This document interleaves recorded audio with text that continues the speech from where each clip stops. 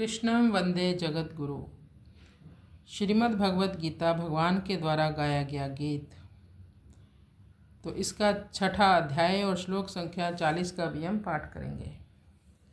इसमें भगवान ने योग मार्ग से भटके हुए योगी की गति को बताया। श्री भगवान उवाच पार्थ नैवेह न अमुत्र विनाशः तस्य विद्यते नाहि कल्याणकृत कश्चित् दुर्गतिं तात गच्छति। श्री भगवान उवाच पार्थ नैवेह न अमुत्र विनाशः तस्य विद्यते नाहि कल्याणकृत कश्चित् दुर्गतिम तात गच्छति। भगवान ने कहा, हे पार्थ, यानी अर्जुन पृथा का पुत्र है। भगवान अर्जुन को पार्थ कहते हैं।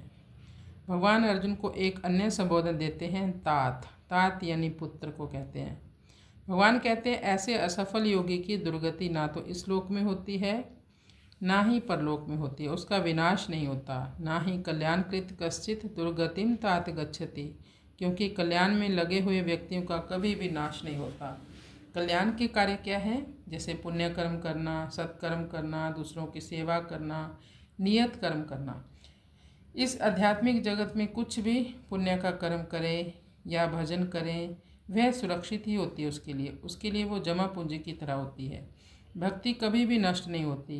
भक्ति के संस्कार उसके साथ ही अगले जन्म में भी जाते हैं। यदि इस जीवन में भक्ति बीच में ही छूट जाए, उसके शरीर की मृत्यु हो जाए, तो भी कोई नुकसान नहीं होता उसको।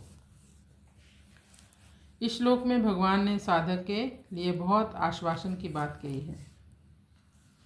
जैसे भरत मुनि भारतवर्ष का राज्य छोड़कर एकांत में तप करते थे। वहाँ दया परवश होकर वे हिरण के बच्चे में आसक्त हो गए, जिससे दूसरे जन्म में उनको हिरण बनना पड़ा।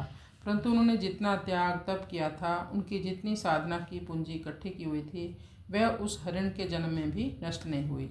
उनको हिरण के जन्म में भी पूर्व जन्म की बातें याद थी, जो कि मनुष्य जन्म में भी नहीं रहती हैं। इसलिए वे हिरण जन्म में बचपन से ही अपनी माँ के साथ नहीं रहे। वे हरे पत्ते ना खाकर सूखे पत्ते ही खाते थे, यानी पूरे विरक्त भाव से रहते थे। किसी से कोई रिश्ता नहीं था उनका, बिल्कुल एकांत में रहना, किसी से कोई बात नहीं, हमेशा भगवत भक्त बन के रहते थे। इसका तात्पर्य यह हुआ कि अपनी स्थिति से ना गिरने के कारण हिरण के जन्म में भी उनका पतन नहीं हुआ। जैसे अजामिल जैसा शुद्ध ब्राह्मण भी वैश्यगामी हो गया, विलमंगल भी चिंतामणि नाम की वैश्या के वश में हो गए, तो इनका जीवित अवस्था में ही पतन कैसे हो गया? इसका समाधान यह है कि लोगों को तो उनका पतन दिखाई दिया, पर वास्तव में उनका पतन नहीं हुआ, क्योंकि अंत में उनका उद्धार ही हुआ। अजामिल को लेने के लिए भगवान के पार्षद आए थे और विलमंगल भगवान के बहुत बड़े भक्त बन गए थे। इस प्रकार वे पहले भी सदाचारी थे और बाद में भी उनका उद्धार ही हुआ, लेकिन बीच में उनकी थोड़ी सी दशा खराब हो गई थी। वो भटक गए थे भगवान के मार्ग से। इसका तात्पर्य यह हुआ कि किसी कुसंग से, किसी विघ्न बाधा से, किसी असावधानी से उसके भाव और आचरण गिर सकते हैं। और मैं कौन हूँ, मैं क्या कर रहा हूँ, मुझे क्या करना चाहिए, जब वो ये सब भुला देता है तो संसार के प्रवाह में बह सकता है। परंतु पहले की साधना अवस्था में वह जितना साधन कर चुका, उसका संसार के साथ जितना संबंध टूट चुका है, उतनी पूंजी तो उसकी वैसी की वैसी ही रहती है। अर्थात वह कभी किसी अवस्था में छूटती नहीं, बल्कि उसके भीतर सुरक्षित रहती है। उसको जब कभी अच्छा संग मिलता है या कोई बड़ी आफत आती है, कोई मुश्किल आती है उसके जीवन में, तो वह भीतर का भाव प्रकट हो जाता है।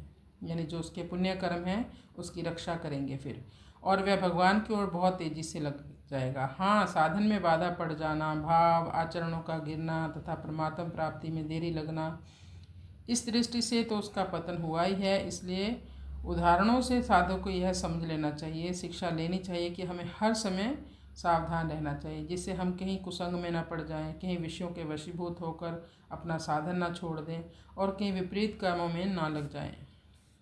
तो ना भावो विद्यते स्त, इस बात को भगवान यह कह रहे हैं कि कल्याणकारी काम करने वाले किसी भी मनुष्य की दुर्गति कभी नहीं होती।